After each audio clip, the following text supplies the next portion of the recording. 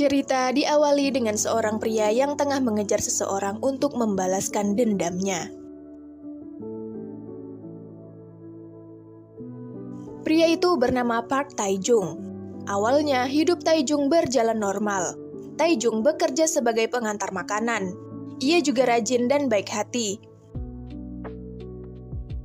Tae-jung juga memiliki adik bernama Tae-jin yang suka belajar sambil live YouTube.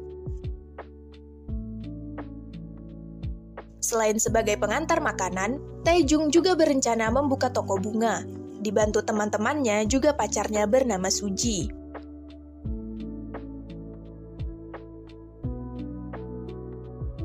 Semua berjalan baik-baik saja, hingga suatu malam saat makan di depan minimarket, Tae-jung menemukan sebuah ponsel yang berdering, dan ia mengangkatnya. 여보세요? Terdengar suara seorang wanita yang bilang jika itu ponselnya, dan meminta Tae-jung mengantarkannya. Awalnya, Tae-jung menolak. Tapi, wanita itu memaksa dan bilang akan memberi 300.000 won, jadi Tae-jung pun setuju. Saat sampai alamat, suasananya amat suram. Wanita tadi meminta Tae-jung meletakkan ponselnya di kotak telepon umum di dalam sebuah terowongan.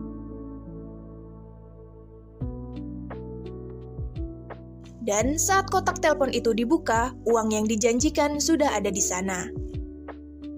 Setelah selesai, Tae-jung pun buru-buru kembali, dan kaget saat truk sampah hampir menyerempetnya. Keesokan harinya, hari masih berjalan normal. Tae-jung mengadakan peringatan kematian ibunya bersama Tae-jin.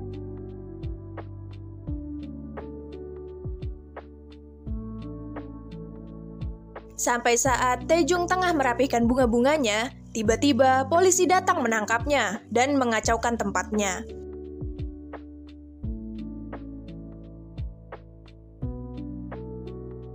Tae-jung dibawa ke kantor polisi dan dituduh sebagai tersangka pemerkosaan dan pembunuhan mutilasi. Di ruang interogasi, Tae-jung bersikeras bilang bukan ia pelakunya, tapi polisi tak mempercayainya karena bukti mengarah padanya. Berita ia menjadi pembunuh tersebar di mana-mana. Teman-temannya datang menemuinya dan meyakinkan Tae-jung jika mereka akan membantu.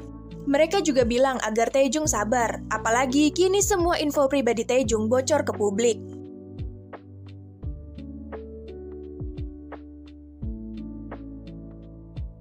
Suji syok mendengar kabar itu, tapi ia tetap tegar. Suji kemudian menyewa seorang pengacara, bersama Tae-jin dan teman-teman Tae-jung. Keesokannya, Suji menemui Tae-jung. Saat Suji mendengar Tae-jung bilang bukan aku pelakunya, tangisnya pun pecah dan merasa lega. Itu kata-kata yang ingin didengar Suji. Pengacara mulai menjelaskan tentang kasus Tae-jung. Jadi Suji, Tae-jin, dan teman-teman mulai menyusuri dan menyusun kembali jadwal Tae-jung 2 hari sebelum penangkapan untuk membenarkan alibinya.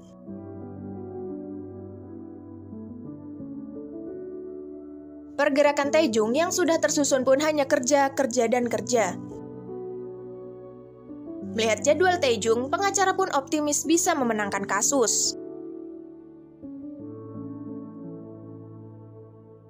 Kemudian, sidang pun dimulai. Pengacara mulai menjelaskan tentang jadwal Tae-jung dan bilang jika Tae-jung pemuda baik-baik.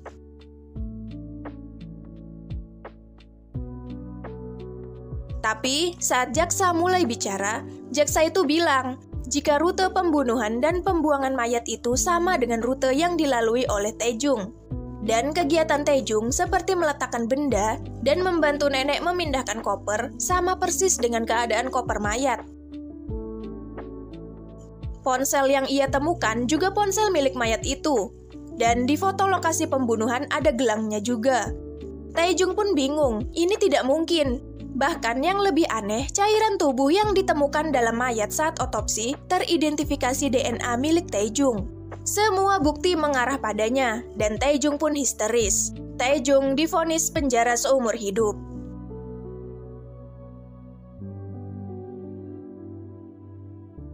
Suji menemuinya dan bilang pengacara mereka berhenti. Suji diam sejenak, lalu menanyakan gelang Taejung. Dan gelang itu ternyata hilang. Suji merasa frustasi dan mulai percaya Taejung pelakunya. Suji pun akhirnya memutuskan hubungannya dengan Taejung.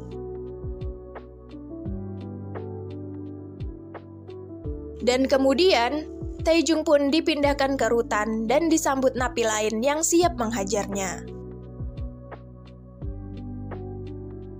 Suatu hari, orang bernama Kim Sang-rak menemui Taejung dan mengaku sebagai pengacara. Taejung pun memohon agar dibantu. Taejung menceritakan tentang gelang dan ia rasa gelang itu jatuh di kamar Taejin. Sang-rak pun bilang akan memeriksanya. Saat Taejung hendak kembali, napi lain menariknya dan membawanya menemui ketua napi bernama Doksu. Katanya, Doksu tak suka melihat pelaku pemerkosaan.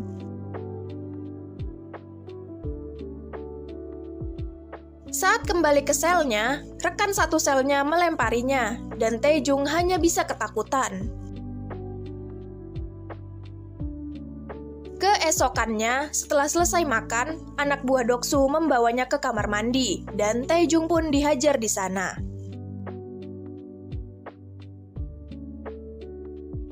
Kemudian, Sang-rak kembali lagi dan bilang jika ia menemukan Taejin tewas bunuh diri. Taejung depresi, ia menangis histeris, bahkan mencoba mengakhiri hidupnya, tapi berhasil diselamatkan. Dan Taejung juga menolak kunjungan teman-temannya.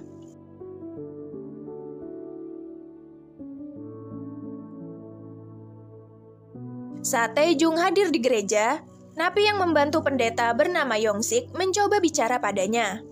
Yongsik memberikan nasihat baik agar Taejung lebih semangat hidup dan banyak belajar, meski ini perjalanan yang sulit. Dan nasihat itu masuk ke hati Taejung.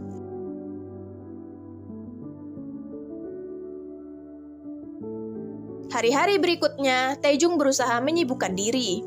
Ia mulai berolahraga, menanam pohon, mengambil tes sertifikasi, juga latihan bela diri. Hari-hari berjalan sulit, tapi kini Taejung punya semangat hidup dan punya teman.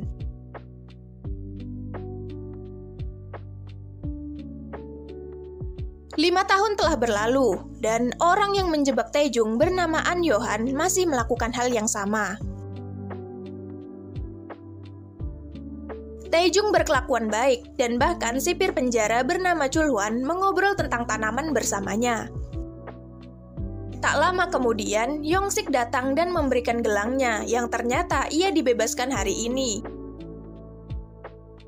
Taejung senang Yongsik bebas, tapi ia juga sedih karena kehilangan teman baiknya.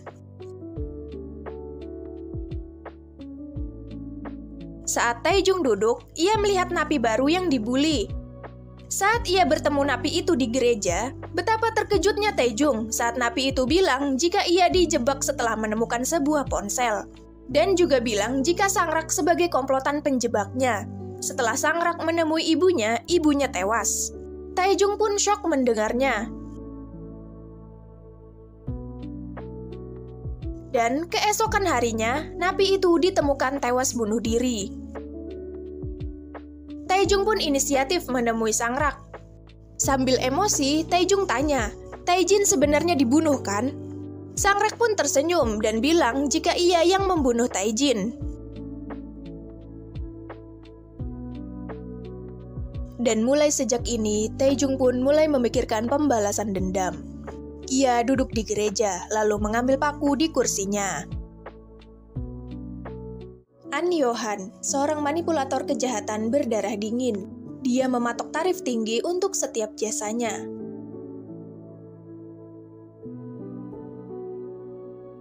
Di kediamannya, banyak koleksi patung-patung aneh, khas dengan karakter sosiopatnya. Saat Yohan tengah rapat, Sang-rak menelpon tentang Taejung yang sudah sadar agar lekas dibereskan. Seorang dokter operasi ilegal pun dihubungi. Di penjara, Taejung berjalan emosi. Saat Doksu dan anak buahnya menghadang, Taejung tak lagi takut. tapi justru menghajar balik dengan kemampuan bela dirinya. Di tempat lain, anak Yongsik bernama Eunbi datang menemui Yongsik dan mengambil semua uang penghasilan Yongsik, tapi Yongsik hanya diam. Tak lama kemudian, pendeta datang dan bilang jika ada yang aneh dengan Taejung. Saat makan siang, napi lain membicarakan Doksu yang kalah. Doksu mendengar omongan itu dan langsung menghajar napi itu membabi buta. Lalu, ketua geng napi lain bernama Gang Jae datang menyapanya. Setelah itu, Doksu dipanggil kepala penjara yang melarangnya membuat keributan untuk saat ini, agar manajemennya tak dianggap bermasalah. Apalagi setelah ada yang bunuh diri.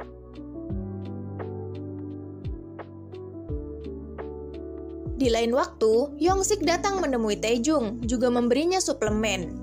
Yongsik langsung menyampaikan perkataan pendeta. Yongsik mengira Taejung akan bunuh diri lagi. Taejung lalu menjelaskan jika ia tak bersalah dan berencana kabur dari penjara. Doksu mendendam pada Taejung. Jadi ia meminta anak buahnya bernama Jiong yang satu sel dengan Taejung untuk menghabisinya. Kemudian saat Taejung mulai menyusun strategi pelariannya, Jiong masuk, jadi Taejung pura-pura tidur. Dan tak lama setelah itu, Jiong menyerang. Untungnya, refleks Taejung bagus, jadi Jiong bisa dikalahkan. Dan keesokan paginya, Doksu kesal melihat Taejung baik-baik saja. Taejung ingin menyingkirkan Doksu, jadi ia sengaja memancing kemarahan Doksu dengan mengungkap jika sebenarnya Doksu memperkaos adiknya. Doksu yang marah menghajar Taejung, dan Taejung hanya diam hingga penjaga datang. Dan akhirnya Doksu pun dipindahkan ke sel isolasi. Sore harinya, Chulhwan menemui Taejung dan memberikan spons hijau permintaan Taejung. Rupanya, Taejung diam-diam menggunakan spons itu sebagai cetakan untuk membuat duplikat kunci penjara, karena Taejung berencana keluar dari pintu utama kantor polisi.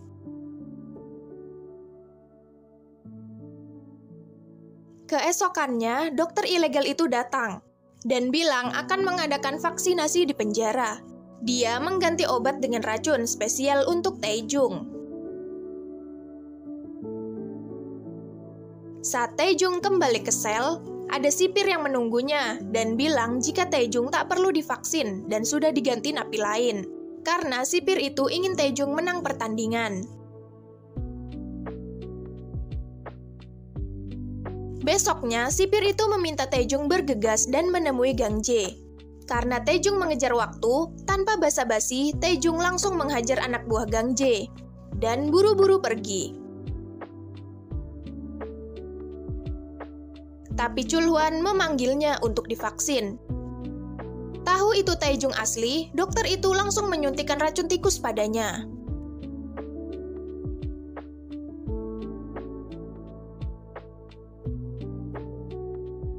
Setelah itu, saat suasana lengang, Taejung memadamkan listrik. Dan dengan kunci duplikatnya, ia mengambil kartu petugas dan baju ganti.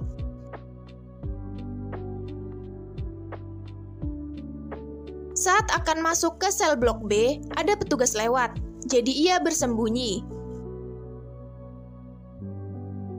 Dan efek racunnya mulai terasa. Sambil lemas, Taejung tetap bergerak.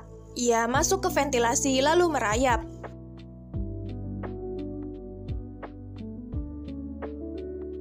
Lalu di luar, dengan cemas Yongsik menunggunya. Dan Taejung pun berhasil sampai area pengunjung dan berbaur dengan mereka.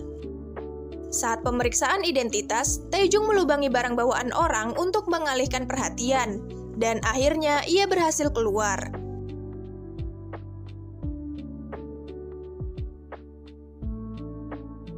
Namun saat sampai keluar, pandangannya mulai kabur, dan ia pun jatuh pingsan.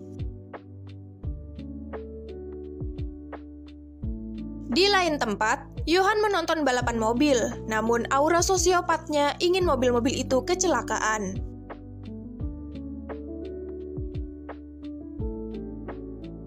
Sore harinya, Sekretaris Jenderal datang menemui kepala penjara dan memperkenalkan Johan. Turuti saja perintahnya.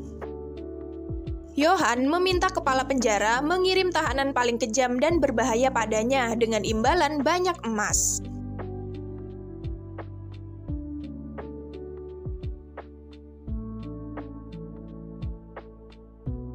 Berkat Taejung, kini keamanan penjara diperketat. Chulhuan mencoba rute pelarian Taejung dan takjub. Saat ini, Taejung tengah dirawat dalam penjara. Dokter bilang suplemen Yongsik membantunya melawan racun tikus. Kabar Taejung mencoba kabur telah menyebar. Gang Jae pun makin penasaran dengannya. Saat malam hari, kepala penjara mengeluarkan Doksu dari sel isolasi. Dengan dendamnya, Doksu bersama anak buahnya langsung mencari Taejung. Di luar, Chulhuan melihat dokter penjara. Saat ditemui, dokter bilang tak ingin ikut campur. Chulhuan pun bergegas.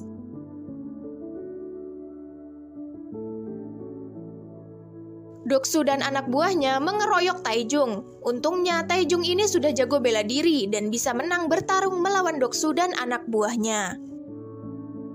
Setelah itu, di ruangannya, kepala penjara bagi-bagi tugas dan uang haram dengan bawahannya. Tak lama, Chulhuan menghidupkan alarm darurat dan berhasil menghalau para napi.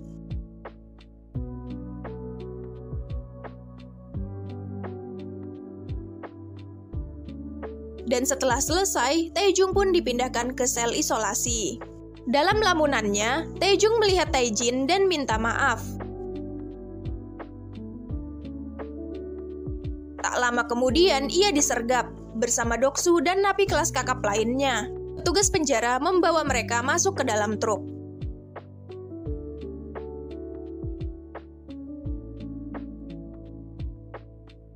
Dan Johan tak sabar menantikannya. Lalu keesokannya, para napi memasuki tempat asing rekaan Johan. Dan dari atas, Johan tertawa. Nah, itu tadi episode 1-4 The Manipulate. Makasih buat yang udah nonton dan sampai jumpa.